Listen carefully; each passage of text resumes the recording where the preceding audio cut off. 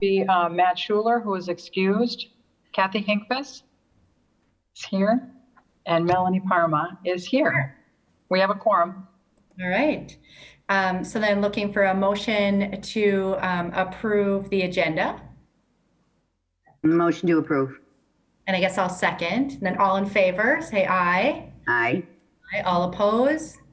All right. Agenda approved. So we just have one order of business here on our agenda. And so I don't know, is that Will? It is. All right. Yes. And I just want to thank everyone for being able to accommodate both, Melanie and Kathy, but staff, and then also the developers who were able to join us as well, just to try to expedite this process, and also making sure that at our full RDA meeting, we're prepared to have some very focused conversation discussion. So I appreciate you all making the time to meet this morning. Really, the item that we have today is consideration with possible action on the recommendation of a developer for the 1100 block of East Walnut Street. Staff issued a request for proposals on July 13th for the redevelopment of this site at 1100 block of East Walnut. The property is a 1.2 acre site located in a residential neighborhood along a major core town. The RFP closed on September 24th. We received 3 proposals. Staff's RFP team came together and met, reviewed, and scored each proposal. All 3 proposals did include affordable housing, which we were very pleased to see. Also, these proposals where we felt were competitive, which felt the need for this meeting as well. So based on the scoring in the team, we were able to make a recommendation of MF Housing Partners LLC for the redevelopment of the 1100 block of East Walnut. Some of those features and areas of this proposal that stuck out to staff was really their design and how this development fit the neighborhood. The mix of incomes for this site was also something that staff really liked to see. And then their funding as well, their capital stack that they're proposing, they're looking at putting together, their offer to purchase the land at market value. And then they also did a good job, we felt, at securing potential service providers, looking at new cap, and then also even going the extra mile, securing an artist for that inclusion of the 1%. So we overall, all the proposals that came in definitely were looking to serve a great need in our community. But the recommendation based on the scoring, staff is comfortable recommending the MF Partners LLC.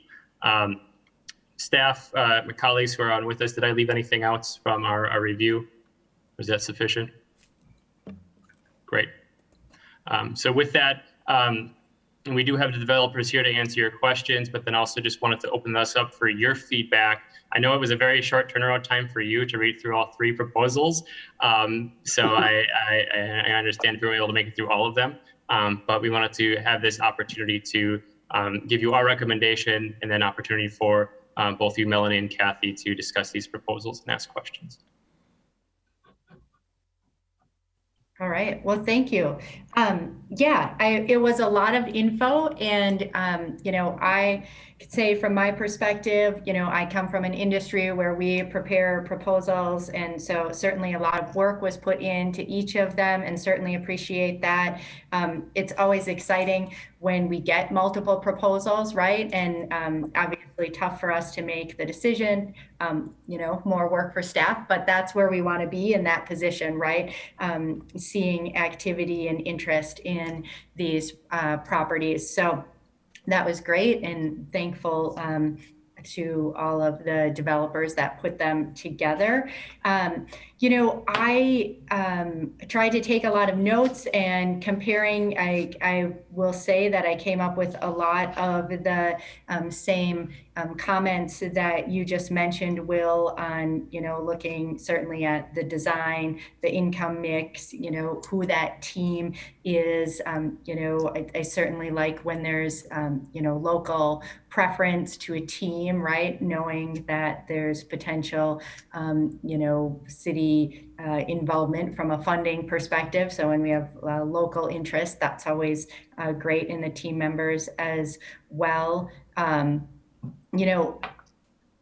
don't know, Kathy, do you have any specific questions on the proposals? Do you feel the need to? The only question that I would ask across the proposals was there, one of the areas that we're really low on in Green Bay is like 3 bedrooms. So were they all reasonably competitive, and how many 3-bedroom units versus 2 versus 1?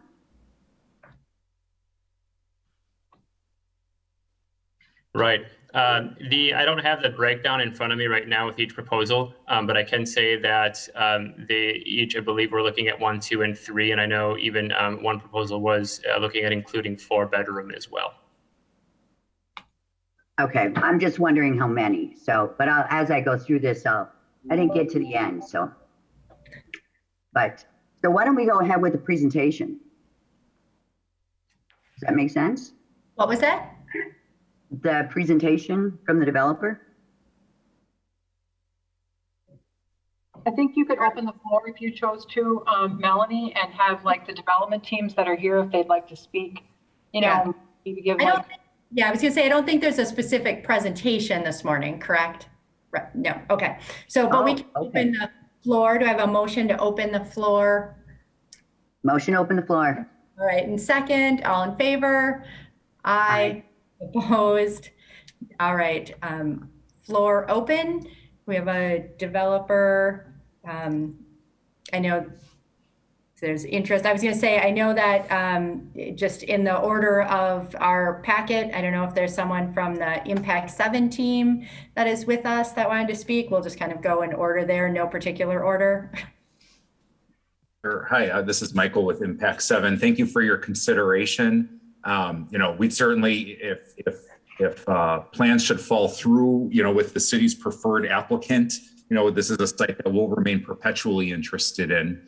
Green Bay is a market that we've been working hard to get into, and we're continuing to work fruitfully and positively with city staff on that 420 South Broadway site. So we're looking at a couple different options here. The Walnut Street site works very well as a 9% tax credit site.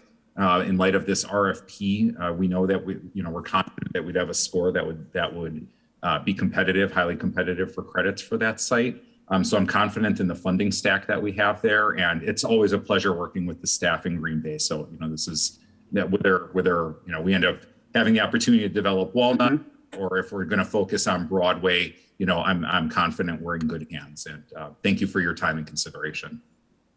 Thank you. Yeah, certainly appreciate, again, seeing Impact 7 in the mix, knowing that, you've been working with staff and engaged in other projects. So that's always a good thing from a committee member to see, as well as that there's continued interest, as that makes me feel confident in what we're doing as a city and a redevelopment authority, and staff's engagement with developers as well.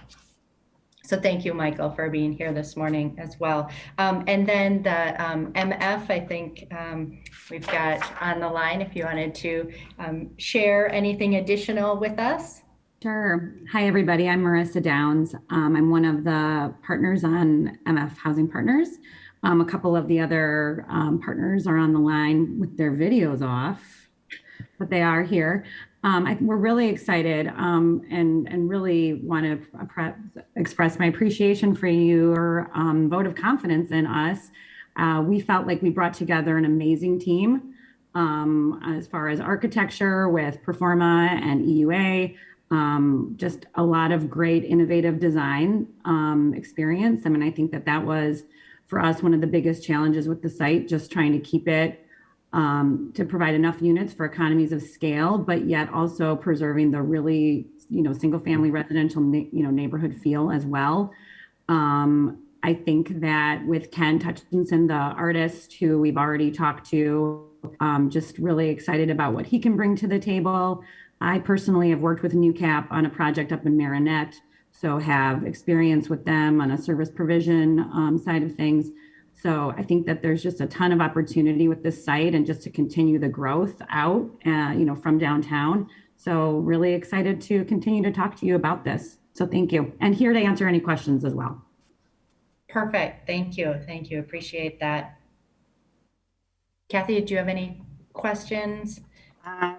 The only questions, I keep looking. So of the 41 units, 12 units are 3-bedroom, which is over 25%, which I like to see. So.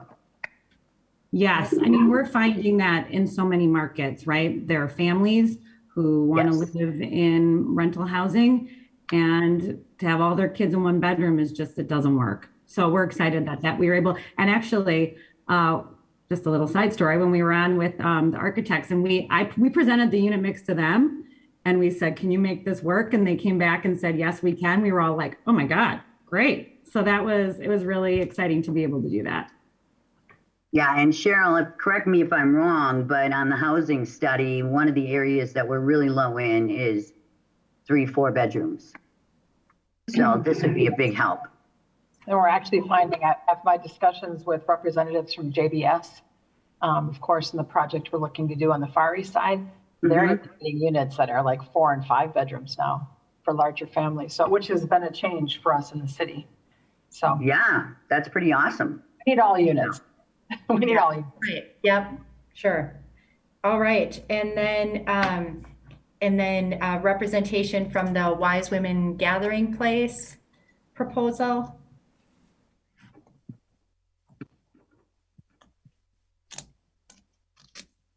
Hi. Hey, Bob. Hi, I'm Beverly Scow from Wise Women Gathering Place. And we've been really pleased to be partnering with Blue Line Development here from them. And they have a lot of experience in trauma-informed design.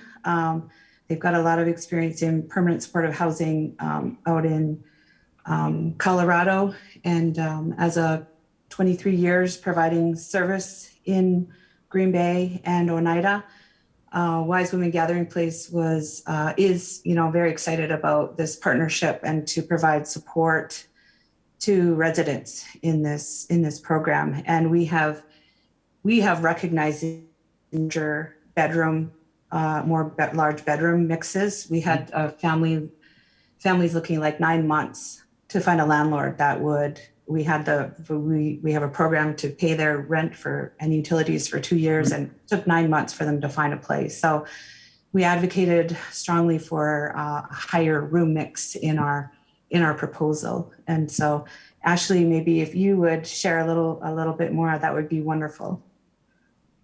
Thank you, Bev. I just mostly want to echo Michael's comments, and thank you for the opportunity to submit a proposal. We definitely are very excited about seeing the property redeveloped into affordable housing. That's our passion. So even if it's not us in the front line, that's fine.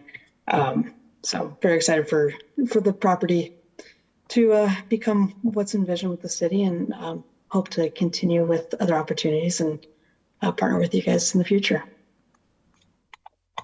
Thank you very much. Yeah, I think, I thought your proposal was very intriguing, and hopefully you too will continue to work with staff to find another opportunity, right? If we could make them all work, that would be fantastic. We can only do one on this property, but we certainly know that there are more opportunities. So again, thank you for your time and your proposal as well. Any other questions as we have the floor open? Otherwise, we'll return here to regular order of business.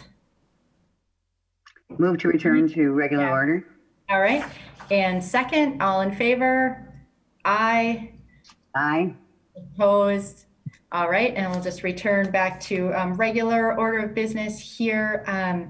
I know that we had language in our agenda about convening in closed session. I guess if staff feels there's something further that we should discuss in closed session, or Kathy, if you have anything there as well. I guess one thing, even before we go to that, if you could just explain what are the next steps beyond this for us, so this was the RFP, this comes back in, and then what are the next steps from here, Will? Right. So the way that what this body would be doing here is making a recommendation to the RDA as to what developer to select. I know it may seem a little redundant, but really this is just, again, to have that opportunity to have the developers here with us to maybe address some initial concerns or questions, and just to kind of keep the process moving forward, because then what would happen at the RDA on October 12th is a final decision would be made on the developer of choice. And then we're looking into a planning option. Is that correct, Cheryl? Yes, in fact, you could actually recommend executing a planning option with the entity today, and that would be forwarded to the RDA. Okay. And that would be 6 months, Cheryl? Or is it 3 that we start with? I can't remember which one. When you say Most likely it will be 6, just because one thing with all 3 of these developers is they were looking at including LIHTC credits. And I know that application is due in December, and then with award being sometime in spring, like usually April. So probably end up being that 6 month, close to that 6 month time period.